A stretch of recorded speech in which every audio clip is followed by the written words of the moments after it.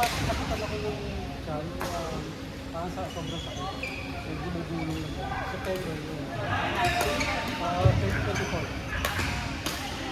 Tapos, November, yun ang baba yun. So, hindi ko, nung sumakit, tumagos na dun sa sofa. Kaya, tapos, kumain. Tapos, pag tumaba yung book,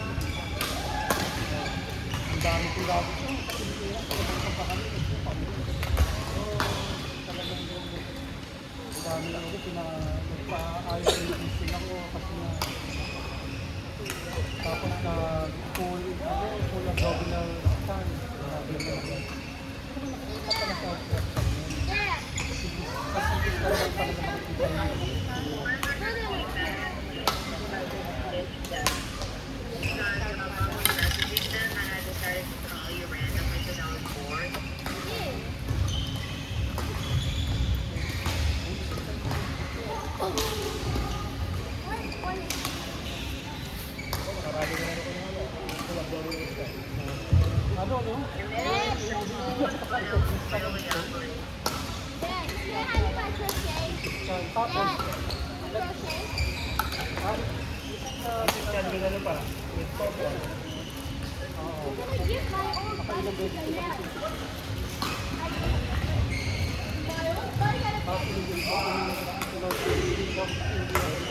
Kasi talagang makikita yun. Ano, no? Tapos, kukuha ka ng paso, ay itutok niya. Negative naman. Kasi sabi niya, malaki yan, hindi yan maganda. Parang meron yan. Kita yung natin natanggal. Pero pag sample lang, hindi na makita. Hindi ko lahat yung sample.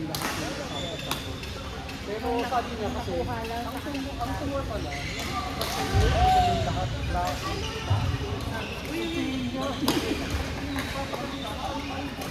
bakit tayo dito? Nandito yung gano'n, pag-park, kaya active nila na. Active nila lahat.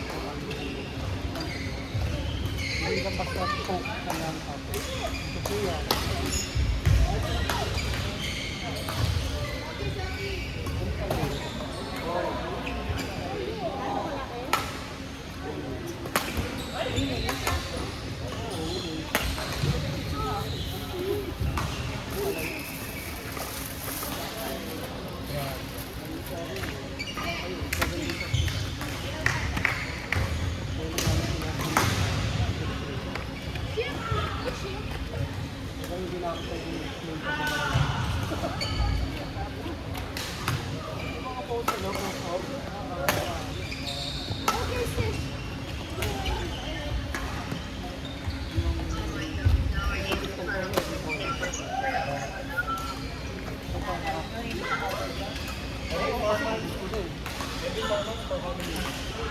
Ano na ako ngayon, bali 6 months na kasi nakadalawang po na tagal-tagal yan dati 5 years.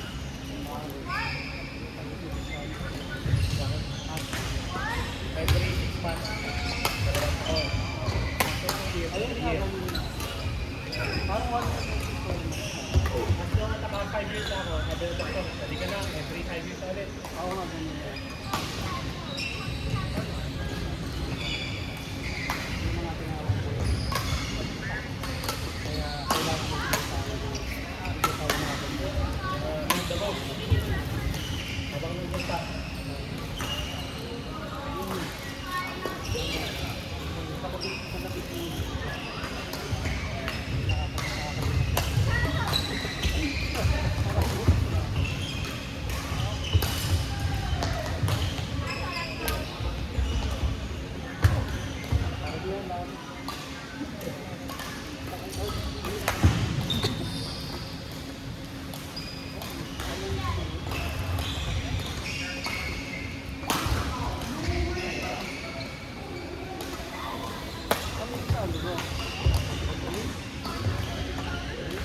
Sa likod ng left side. Hindi, kasi ano lang yun, hindi nga makapag-biopsy. Ano lang, characteristic lang yung tumor. Kasi, I'm not sure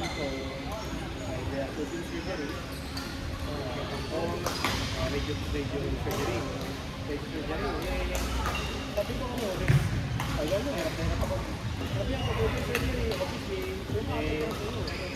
may chance na magkaroon ka ng paralysis. Sabi niya, nagkaroon ako pala. Kaya, worst case, left face paralysis. Kasama yung eyes ko. Sabi ko, radio surgery. Sabi niya, ganun din, kaya mga left yung risk. Nag-radio surgery ako, pero ano kayo? Diba, okay na ako, nag-radio surgery ako. Pinabahan pa ako, nagpa-salita ako, nag-itira naman ako ng mga 4 months. Sabi ko, sige, tuloy nyo na. Kasi ano, blurred.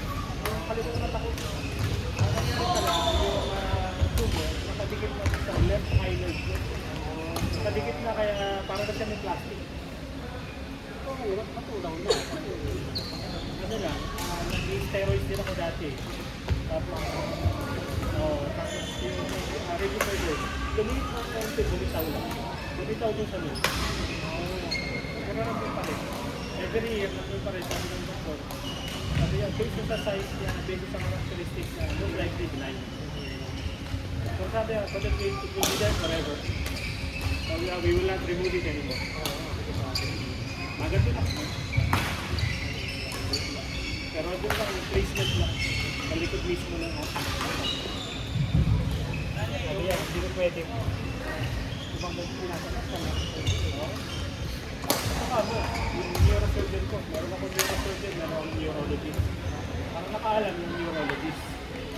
Tapos nirefer ako sa neurosurgeon sa Mount Hood. Yung neurosurgeon ko, ako na pag natin namatay. So, apparently, kilala yung neurosurgeon ko sa buong Mount Hood. Yung ginagawa niya ako, terminal na siya.